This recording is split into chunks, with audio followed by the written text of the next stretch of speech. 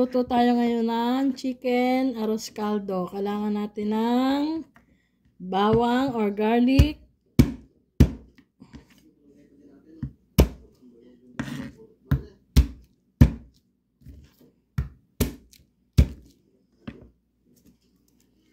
Sin natin ang balat.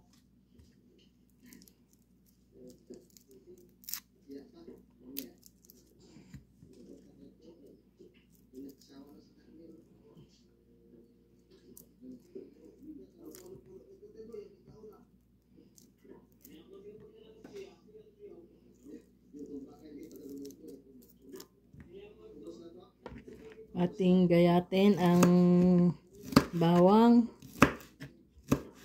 ng maliliit.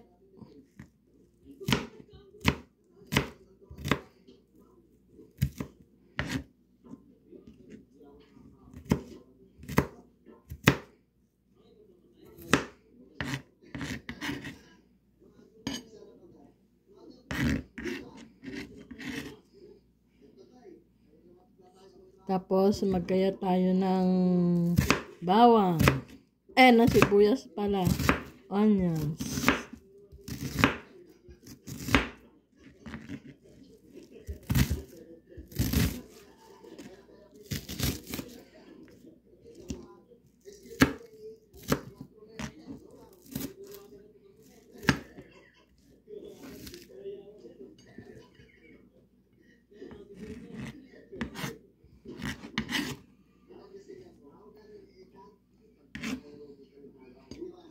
So, kailangan din natin ng ginger para mawala yung lasang lansa ng chicken.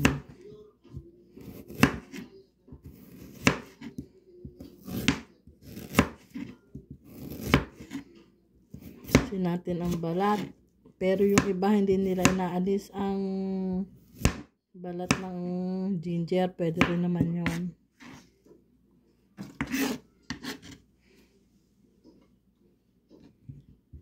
Ating cut. Okay, atin ang ginger.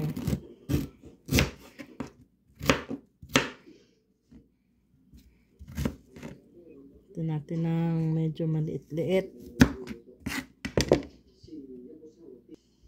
Kailangan din natin ng rice. Isunok natin yung rice. Yan, sunok natin sa water. Siguro mga 5 minutes. Ito, kinat ko yung chicken. Nagkat na maliit.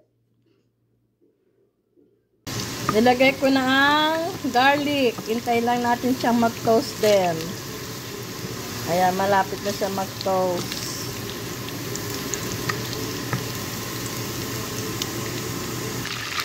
Nilagay ko na rin ang onions.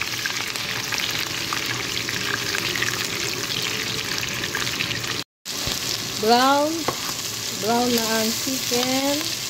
Uy.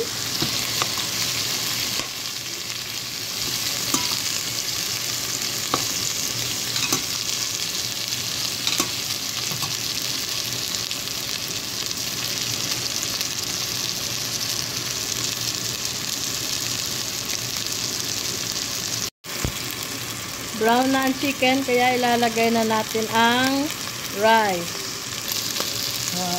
Ilalagay na natin ang rice.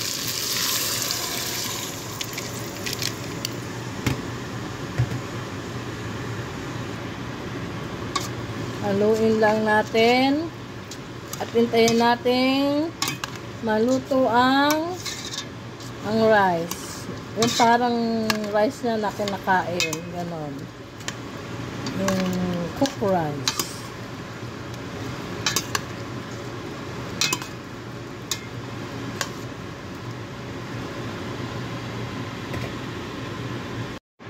Dagdagan natin siya ng water.